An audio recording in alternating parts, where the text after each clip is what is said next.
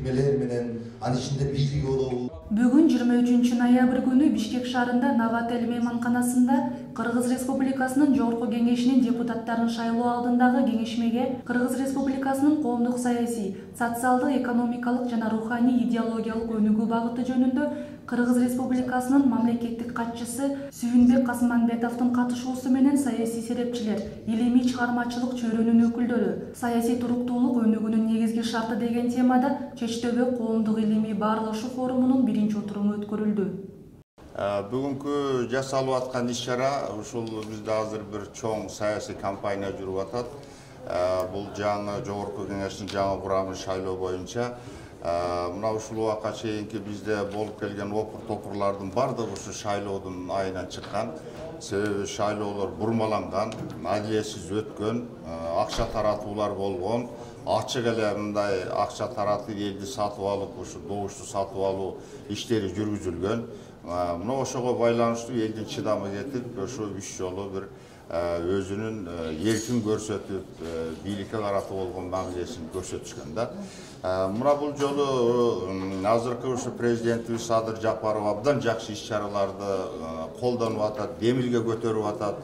Ушуну таза шайлоо боюнча, шайлоодо качан таза шайланат? Шайлоо адилеттүү өткөндө эле эч кимдин бир адамдын укугу бузулбаганда, адам bir burmalıqlar bolmaganda, mına ошондо эле шайлоо таза өтөт. Биз ушул 30 жылдын ичинде бүт ошол элди өзүбүз буздук да. Элди ошол акчага сатыла турган кылдык. Мына ошонун эсебинен жанагында коомдо ар кандай бир катмарда, ар кандай бир көз караштагы, бири-бирине бир туура келбеген ушундай карама каршы келген, бир улуттук кызыкчылыкка бир бирикпеген ушундай көз караштагы бир катмарлар, топтор пайда болду. Азыр ушул шайлооду таза өткөрүп, келечекте элибизди кайрадан бир эл, журт, бир ынтымактуу, бир улуулардын сөзүн уккан, бир төбөсү көрүнгөн адамдардын сөзүн уккан, бир билимдүү адамдардын сөзүн уккан, бир коомду артынан ээрчите алган адамдардын сөзүн угуп, анан бир ыкка келген бир элди тарбиялоо маселеси тур. Биз 30 жылдын ичинде азыр бузуп алган элибизди канча жылда биз эле оңдойбуз, бул дагы чоң маселе да. Анан ошондуктан мына ушул азыр көрүлүп аткан иш-чаранын бардыгын биз колдойбуз. Бул аракеттин бардыгы ушу мүмкүн болушунча шайлоо таза өтсө, адилеттүү болсо, эл өзүнүн каалаган ушул уул кыздары шайлап берсе деген гана аракет болуп атат.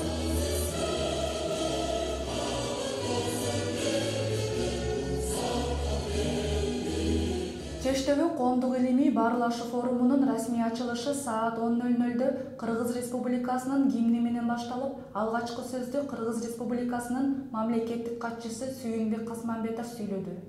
Коомдук илимий уюмдун форумдун аталышы Чечтөбө дегени өтө кызыктуу жана маанилүү болуп турат. Илгери кыргыз коомчулугунда, кыргыз журтунда ар кандай социалдык, экономикалык тириlik, укуктук маселелердин баары дөбөлөрдө чечилген. Кыргыздын жакшылары, аттуу баштуулары, эл башчылары, бийлери дөбөгө чогулуп, быйыл кайсы айыл каяка көчөт. Кимдин никеге кыябыз, никесин жандырабыз. Талаш тартыш, суу пайдалануу, топой, жер пайдалануу маданиятынын баарын ушу чечтөбөлөрдө сүйлөшүп тарап кетишти. Ошол кыйшайсыз так жана түз аткарылган. Бул коомдун, илимий коомдун Чечтөө деп аталышы менен мен чын жүрөктөн куттуктап, төмөнкүлөрдү айта кетким келип атат. Бизде азыр коомдук проблема мечиттерде ыйман айтылып, мектептерде билим берилип атат. Билими күчтүү, бирок ыйманы жок болсо, зөөкүрлүк, зомбулук, коррупция, бири-бири алдоо, сөзгө турмай жок, междунами деп коюп, бүт кыргыздын жарымы билген ушундай бир маданиятка туура келет.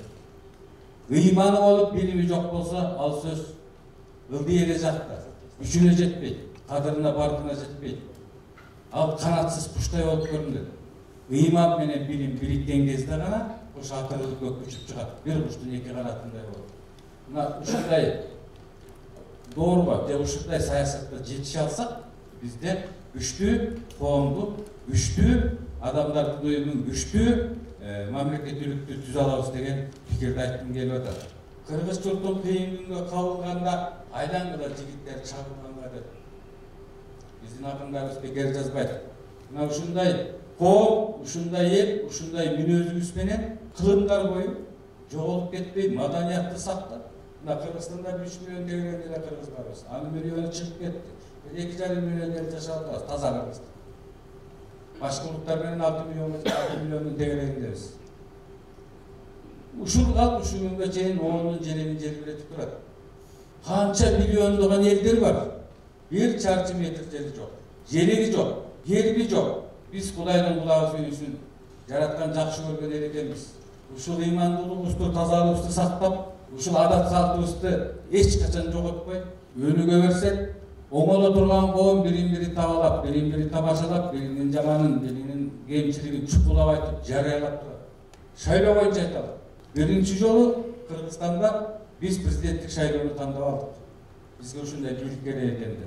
Бул биздин адашып атканыбыз эмес. Биринчи этабында легендарлык парламент, андан кийин кош палаталуу парламент, андан кийин кайра кыскартылган бирок полномочия кеңейтилген 1 палаталуу парламент. Өнүгүү процессинде саясий институттар да өзгөрүп турат. Бул биздин кемчилигибиз эмес, биздин күчтүү жагыбыз. Азыр коомдо эмнени тарбиялаш керек? Коррупциялерге, burada türbede düşüp çıkanlarga, birlikte de hukum toplumlarına yakın yardım bergenlerge, şunday jek görüşülük, koğumluk fikir payda oluş gerek.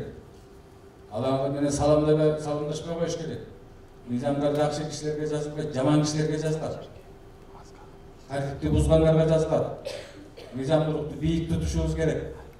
Murdağılarga karaganda, tüzele jakadan alıp, taza şaylooga ündөгөн siyasi yer bugün Kırgızstan'da var. Kudayдын kulağısı sönünsün. Uşu şayloo önöktüğümüzdü. Jakşınakay ayağında çıkarıp alalım. Birinci yolu ülgü olup taza şaylooну ötkörölük. Birinci yolu ülgü olup mıhtı, güçlü, umtulgan gelecek var insanları şaylap alalım. Bugünkü koğum çeşitli degen koğum. Kuday uşu koğumun geleceğin kenem bersin. Uşunu ulandalım. Uşul ayançanı kengeytelim. Uşunu uyuşturup atkanlarga çoğun rahmat. Geleceği genen, beleri okatı, akıllı belen, oy fikri ayabay tereң, elin oğuzuna girdi. Koğumçuluktun oğuzundan düşmөгөн, Чечтүү коомунун жолу ачык жана шыдыр болсун. Өлкөнүн туруктуулугу жана коопсуздугу өнүгүүнүн фундаменти деген темада Кыргыз Республикасынын Улуттук илимдер академиясынын мүчө корреспонденти, тарых илимдеринин доктору, гуманитардык изилдөөлөр борборунун директору Чолпон Койчуманова саясий туруктуулук өлкөбүздүн өнүгүшүнүн негизги шарты деген темада Ишеналы Арабаев атындагы университеттин мамлекеттик башкаруу илимдеринин доктору Досалы Иманбердиев жолду туура тандоо өнүгүүнүн негизги шарты деген темада Кыргыз жолу коомунун төрагасы Кадыр Кошалиев баяндама жасашты. Мынакей глобализация дүйнөлөшүү проблема жаратып атат деп атат. Мен ойлойм бизге окшогон тарыхы бай, салыштырмалуу чакан мамлекеттер ушул доордо кайрадан прорыв жасап, алдыга жыла турган мүмкүнчүлүктөр ачылып атат деп ойлойм. Аягында абалда чуу боюнча сунуштар. Биринчи, мамлекеттик келечектүү өнүгүү концепциясы түпкүлүктүү элдин улуттук иденттүүлүгүн эске алуу менен илимий талаптарга ылайык аныкталышы шарт. Экинчи, илимий жетишкендиктер менен этно баалуулуктарды икем айкалыштырган жогорку деңгээлдеги акысыз билим берүү, медициналык тейлөө, социалдык теңдикти камсыздоо талабы замандын талабы. Билим берүү тармагы доор талабына ылайык түп тамырынан бери жаңыланууга муктаж. Нукура билим гана тоскоолдуктарды жеңип өтүп, жашоого күзгү болуп бере алат. Урматтуу туугандар, бизде билим берүү система боюнча дүйнөдө өнүккөн өлкөлөрдө сааттын көлөмү аз экен, бирок натыйжа жакшы. А бизде ушунчалык көлөмү чоң экен, бирок натыйжа анча жакшы эмес. Ошондуктан билим берүү системасын, билим тарбия берүү системасын кайрадан карап, анын концепциясын иштеп чыгып, ошол керектүү предметтерди эмнени окутуш керек жана кандай окутуш керекке кайра кайрылыш керек болуп атат да. Үчүнчү, коррупция менен күрөшүү, чек араны бекемдөө, мамлекеттик коопсуздукту чыңдоо маселелерин мыйзамдуу жана салттуу жолдор менен чечүүгө маани берүү керек. Жаман айтпай жакшы жок, дүйнө тынч эмес, элдик кошундарды түзүү зарыл. Урматтуу туугандар, өзүңүздөр билесиздер, бул кыргыздын канында бар, жоо келатат дегенде 100 000 аскер курай алган эл бул кыргызстар болгон. Азыр деле заман анча эмес, ошондуктан элдин кошундарды түзүү боюнча президенттин сөзүндө да айтылып жүрөт, буга маани берели. 4-нчү, Кыргыз Республикасынын президенти сунуштаган Кыргыз Аалам улуттук программасынын алкагында улуттук баалуулуктарды системдүү ишке ашыруу механизми болуп бере ала турган Монастор руханий борборун түптөө зарыл деп эсептейбиз. 5-нчи, Арсланбаб Чештөбө Кошой Коргонду тарыхый ийик жерлер катары толугу менен коруп алып, боз бөлтөктү мүрзөгө бастырбай, улуттук парк зонасына айландырып, аталган жерлерди туризмди өнүктүрүүнүн мүмкүнчүлүгү катары өнүктүрүү керек. Алдыдагы шайлоону мыйзамды жана салттуу эрежелерди бузбай, так сактап, ынтымак биримдик менен таза, адилет, тынч өткөрүп алууга чакырабыз. Балдарга, кыздарга айта элек да. Жарыш сөзгө чыккандар ар кандай көйгөйлүү маселелер боюнча сөз сүйлөп, жана Кыргыз Республикасынын эл артисти Манас орденинин ээси Түгөлбай Казаков форумду жыйынтыктады. Азыр абал мурдакка караганда курчуп турат. Геосаясат. Кыргызстандын акыбалы эгер бул жолу кемебир чайпала турган болсо, анда кыйын болуп калат. Ошон үчүн ар бирибиз өзүбүздүн мекенин сактап калыш үчүн бул ички абалды сактаганга аракет кылыш керек. Досам мырза айтып атпайбы, мына ушундай форумдун алдында бир аналитикалык борбор болуш керек. Кадыр эсиңдеби, биз 10 жылдан мурда айттык. Бир аналитикалык борбор түзөлчү, ар бир маселе боюнча. Мына шайлоодо эми ушул эл сатылып атат да, тиги байлар сатып атат деген маселени деле талкууласа болот. Эмнеден урам чыгып атат?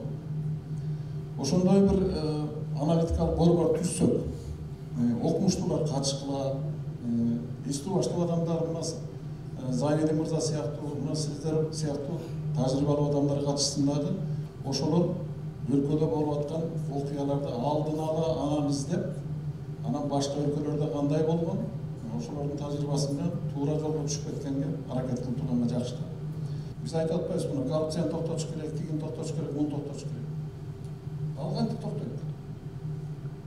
Кичекейинен нормалдуу тарбия көрбөгөн кишини кантип тарбиялайсың? 30-40 жеткенден кийин, 50-ге жеткенден кийин ал тарбияланбайт. Анын көргөн өскөн. Ошон үчүн бала бакчадан башташ керек деп. Эми ага көп жыл керек. Мага мындай элестейт да. Бул кыргыз өзү бир кезде образдуу айтканда бүркүт болуп жаралган эл эле. Мына тарыхын карап көргүлө, каганат курган, Атургай менен Шөлберг деген профессор бизге салып жүргөн картасы боюнча Кыргыз империясы деп турат. Тарыхчылар отурасыңар, жакшы билесиңер. Эми ошондой империя курган, ошол кездеги жортуу заманда бири-бирин чаап, кырып өлтүрүп аткан заманда өлүп калбай, баарынан кыйын болуп өйдө чыгып, каганат куруп, дүйнөнү дүңгүрөтүп турган эл, мына бүркүткө окшогон эл эле. Кыргыздар деген бир ыр жаздым эле, ошону окуп берейинчи. Сөздөн жададыңар го. Каалаганда калкып көккө чыгалган, карт дүйнөнү карап жүргөн мунардан кайран кыргыз бүркүт эле бир кезде катылгандын калайманын чыгарган. Көктөн түшпөс көкүрөгү буйугуп, көк деңизден чет деңизге уюлгуп, бороон болуп турган кайран кыргызым бу дүйнөгө батып батпай удургуп. Сынган бутту канжыгага байланып, сыр билгизбей сыр найзаны карманып, атасынан калган кара жер үчүн ааламды да кетер эле айланып. Ал жашоого не келгенин билчү эле, ата журтун жандан артык сүйчү эле, көр дүйнөнү садага чаап көңүлгө, көкүрөгүн көкөлөтүп жүрчү эле. Келди заман кең дүйнөнү тарткан, келгин куштар баарын ээлеп алышкан, башталданан жем талашкан тирилик, башсыз жыргап, ашсыз калып даанышман. Тоо бүркүтү тоо канага камалып, көздөн учуп бийик тоонун шамалы, көз мокогон, канаттары уктаган, көрбөй калдык тоолорду да талааны. Тоо канада тоок болуп калышпат, тоок бүркүттүн эртеңкиси табышмак, улуулугу качып барат денеден, унутулган уламыштай алыстап. Ал унуткан көкмел жеген мекенин, ал унуткан каалаганга жетерин, ал унуткан теңир берген бийигин, ал унуткан улуу доорун кечирин. Көккө тарткан көөнө үмүтү үзүлбөй, көкүрөгү көр дүйнөнү түшүнбөй, көтөрүлдү ал бир күнү асманга, көзүрмемге көрө калган түшүндө.